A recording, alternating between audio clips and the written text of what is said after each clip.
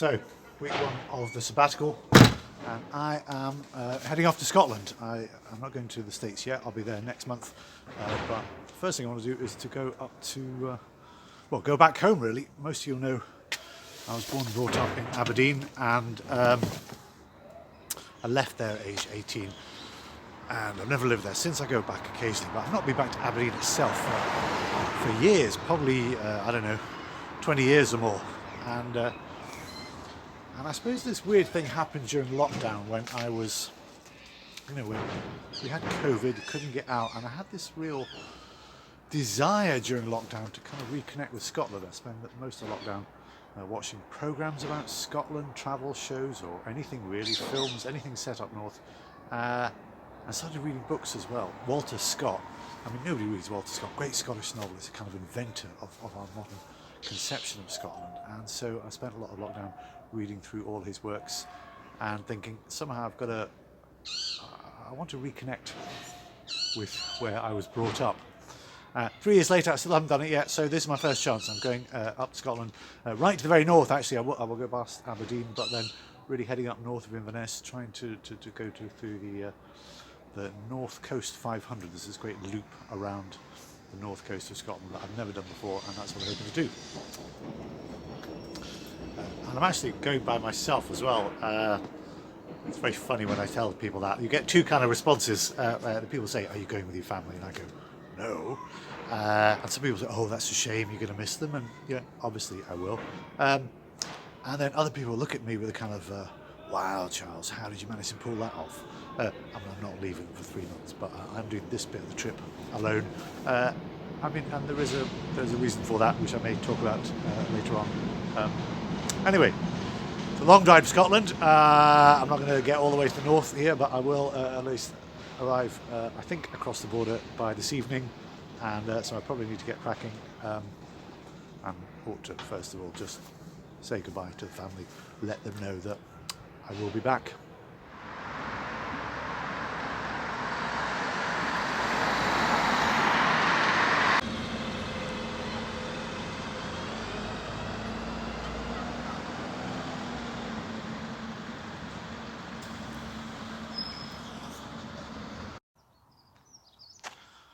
So day 2 of the sabbatical, and I have at least arrived in Scotland. It was a bit of a schlep up the motorway, a long drive from London. Just managed to cross the border, so I am here in Dumfries, not far from the border, but a little market town in the south of Scotland. And interesting or notable, particularly because it was the home of Robert Burns, great Scottish poet that we celebrate a Burns night. He wasn't born here, but he spent the last part of his life here.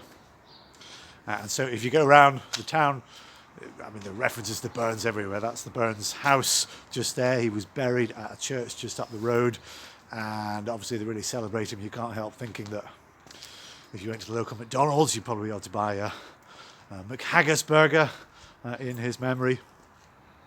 But interesting, because I suppose along with Walter Scott, he was one of the two key figures who helped to invent or construct our modern understanding of Scottish identity, the kind of the mythology, the romance of Scotland. Partly because both he and Walter Scott wrote in Scots dialect, which is quite hard for us to read nowadays, even if you're brought up in Scotland like me, because we're not used to seeing it written on paper. You have to kind of read it out loud to try and get the words. But they did it partly because they wanted to, I suppose, establish or claim Scots dialect as a legitimate language alongside standard English. Not inferior to it, but just a different way of talking and speaking and writing. They could both speak standard English, but they wanted to establish kind of Scottish identity and link it with the dialect. And interesting for me, I find, because I was brought up here, and you'll know I've lost my accent since living in England, but every time I cross the border, and it happened just now, I haven't even been here 24 hours, but as soon as I start speaking to local people, going to the shops, the people in the hotel, I do find my accent is just coming back a wee bit, is what I want to say. And you sort of think it's interesting that after all these years, it is still there inside me. Anyway, I can't really stay here very long. I've still got a long drive. I'm not even halfway to where I want to go. We've got a couple of stops on the way, so I need to crack on. I must just tell you this one thing before I go. You know, I was talking about how there's like references to Burns everywhere around here. You can go and see the pubs that Burns used to drink in, and there's a hairdresser up the road where they've actually got a picture of Robert Burns in their front window. It's the only picture they've got, presumably in case you want to get your hair cut like Robert Burns. And I mean, apparently he was quite successful with the women, so maybe it's worth checking it out. Anyway, time to go. So a couple of hours up the road, and I've just stopped off in Stirling. So that's Stirling Castle behind me, with a statue of Robert the Bruce. And then if you swing across to the other side of the valley, you can probably just see out there the Wallace Memorial on a hill out there, named after William Wallace. So obviously a place where they celebrate Robert the Bruce, William Wallace. There were a couple of battles here against the English, Battle of Stirling Bridge involving Wallace, and then the Battle of Bannockburn involving Robert the Bruce. William Wallace, of course, famously played by Mel Gibson in Braveheart. But of course, before that, we learnt all this stuff in school. We learnt all about these ancient battles with the English. That was part of the culture. It was part of being brought up in Scotland.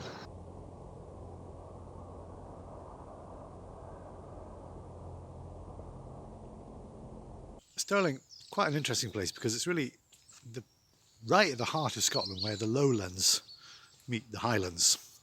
And you can kind of see it if you look around. In one direction there's flat plains, in the other direction you can see the mountains kind of rising up into the highlands, or at least you could normally, but it's a wee bit dreich today, so you can't really see it. But trust me, the mountains are there. And in Walter Scott's novels, he makes quite a lot about the difference in culture between the lowlands and the highlands. And so for Walter Scott, the lowlands represent reason and progress and law-abiding citizens and hard work in industry and belief in the Union and the future. And then the highlands represent the land of the clans, of Tartan, of Gaelic, and it's full of romance and also danger for Walter Scott. So that is where we are going to be heading now, or at least we'll be heading there just with one final little diversion, because before heading up into Inverness, I want first of all, or I need really, to go to somewhere that I've not been to for a long time. I need to travel up to my old hometown of Aberdeen. Now, just one final last thing before we leave Stirling. I just want to show you something. If you turn the camera around there, you'll see somewhere up there is a kind of pale, watery, yellow globe. I believe that's the sun.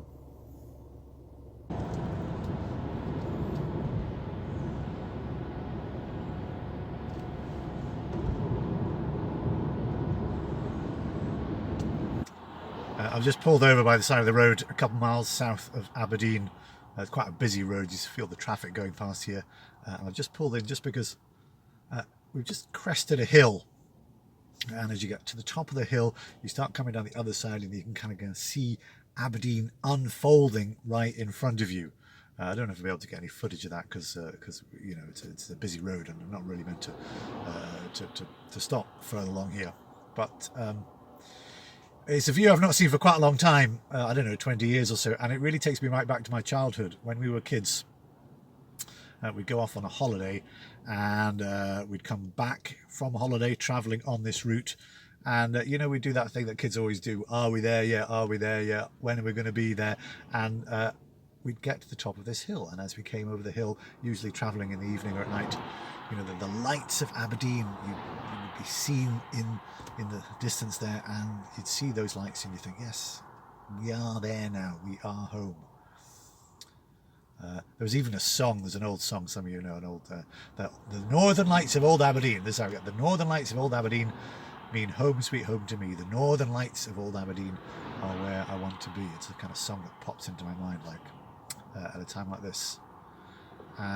It's actually, the song's all about, so it's about a lad from Aberdeen, brought up in Aberdeen. Then he leaves Aberdeen and he goes and travels the world and sees all these sights. And then finally he's older and he comes back and he sees those lights and he says, "Yes, this is my home," which is quite a nice sentiment, really.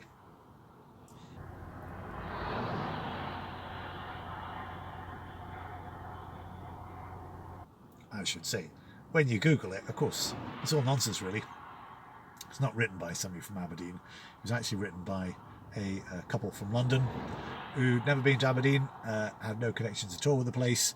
They just put in a few sort of references and then sold it to some gullible Scots. Not to take away the sentiment from the whole thing.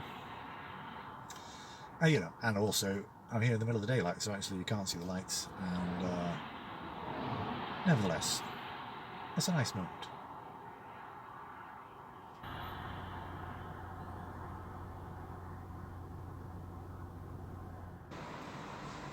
So I finally arrived up in Aberdeen. The Silver City on the Golden Sands, they call it. Silver because all the buildings here are made of granite. And when the sun comes out, and it does come out sometimes, the granite really does shine. And Golden Sands because, there are actually some great beaches here, rather incongruously.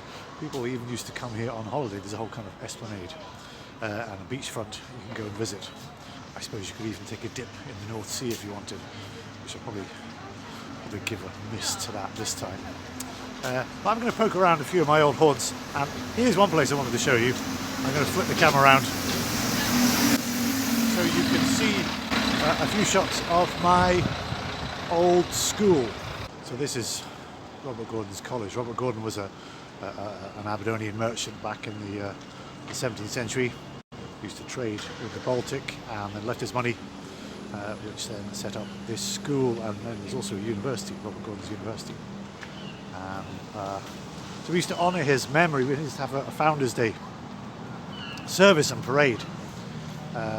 Once a year we would walk down this street. I'm walking down here, down to the Old Kirk, and they'd actually close off the street and we'd be led by the school pipe band. So we had our own pipe band with bagpipes and tartan, and they would kind of lead us all off, and then we'd all have to kind of parade down after them. And obviously, if you're doing this as a teenage boy, this is hugely embarrassing. Now I look back on it and I think, actually that's, I kind of like that. I like that sort of tradition. It's kind of sweet.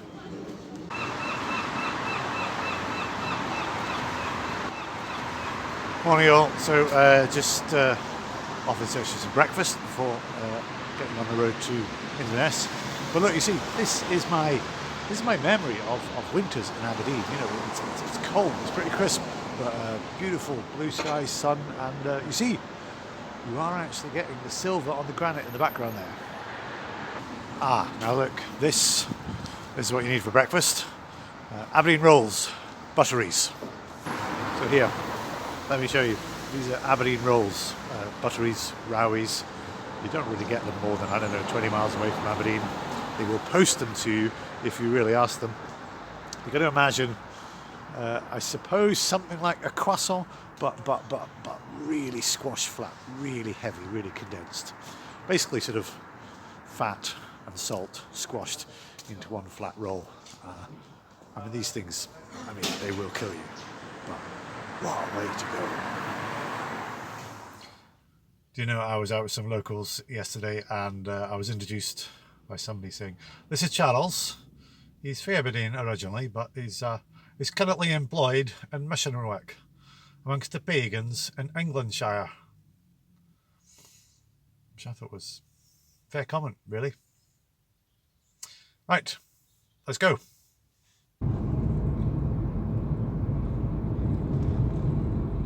Quick stop en route for one or two essential supplies.